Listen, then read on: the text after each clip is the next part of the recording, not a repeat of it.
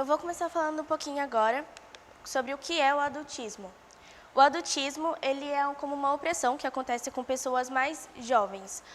Ou seja, ele é como se ele impôsse uma possibilidade para um jovem e não desse outra opção para ele. Ele acontece normalmente, sem a gente perceber. Eu vou dar um exemplo para vocês entenderem um pouco mais na prática o que é o adultismo. Eu não sei se vocês já perceberam, mas, por exemplo, quando a gente vai num restaurante, dificilmente o garçom vai dar um cardápio para todos que estão na mesa, junto com um acompanhante menor ou mais jovem. Por mais que ele tenha uma altura ou uma aparência de que diga que ele já tem a capacidade de ler. Isso é meio complicado, porque dificilmente eles vão dar esse cardápio. Isso é uma questão, que é um exemplo, que acontece mais na sociedade. Mas, por incrível que pareça, o adultismo ele cresce mais com a gente dentro da família, o que é bem curioso. Vou dar mais alguns exemplos durante a palestra, claro, sobre o que é adultismo. Agora eu vou falar um pouco como ele acontece na família. Muitos de vocês, pais, que devem estar vendo isso agora, querem que vocês pensem, vocês já falaram com o filho de vocês sobre política desde cedo, desde pequenos? Que isso é um pouco curioso.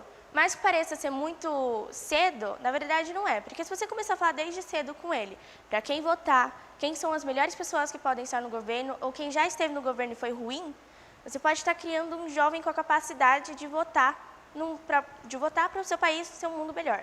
Se você não falar para ele hoje, para quem ele tem que votar, amanhã o seu filho vai estar escolhendo o presidente do seu país. Então isso é um pouco curioso, né? Bom, eu cresci numa família um pouquinho tradicionalista, então acabou que eu também passei por algumas situações adultistas durante a minha vida. Eu vou dar alguns exemplos, algumas falas que eu já ouvi na minha família e vocês vão vendo aí, conforme eu vou falando, como é que o adultismo funciona.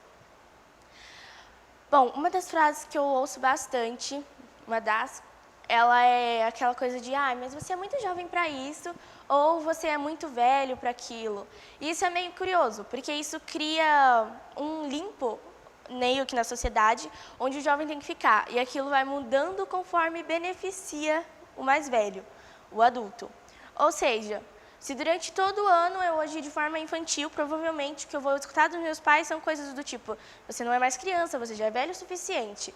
Mas se chegar em algumas datas, por exemplo, aquela velha brincadeira, que é claro que é uma brincadeira, mas só usando como exemplo o Dia das Crianças. É claro que você não é tão infantil assim, você já é velho o suficiente, acho que eu não tenho que te dar um presente. Então isso é um fato curioso.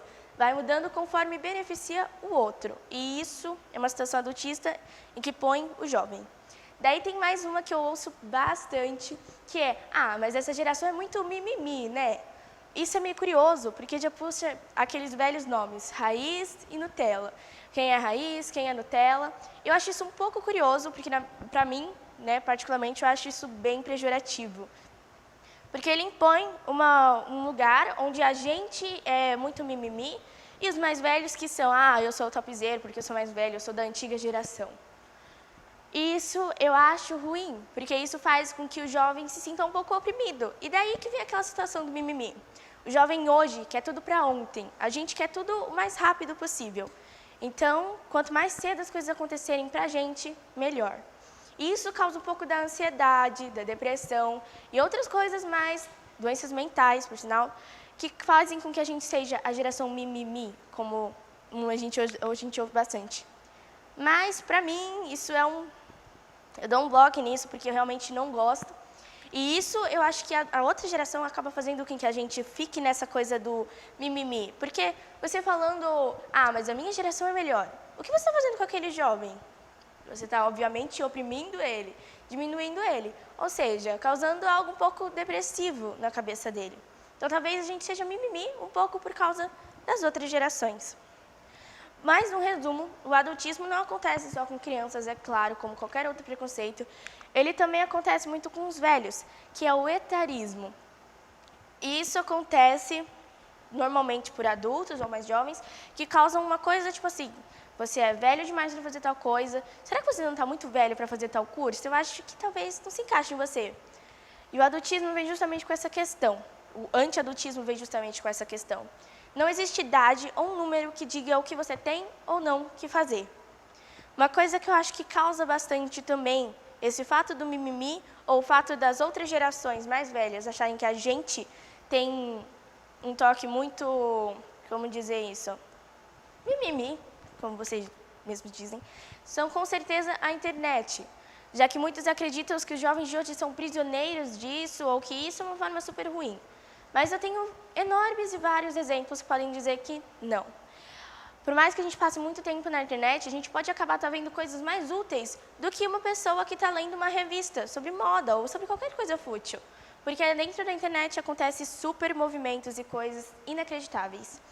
Como, por exemplo, o Vidas Negras Importam, que foi uma hashtag que levantou o mundo inteiro, todo mundo participou. Também temos os abaixo-assinados, que são enormes. Eu acho que o que é maior que a gente teve esse ano foi o de Mari Ferrer, com mais de 5 bilhões de votos apenas pela internet, pedindo para que o estuprador dela fosse preso. Então, esses são só alguns exemplos do que, como a internet pode beneficiar a gente.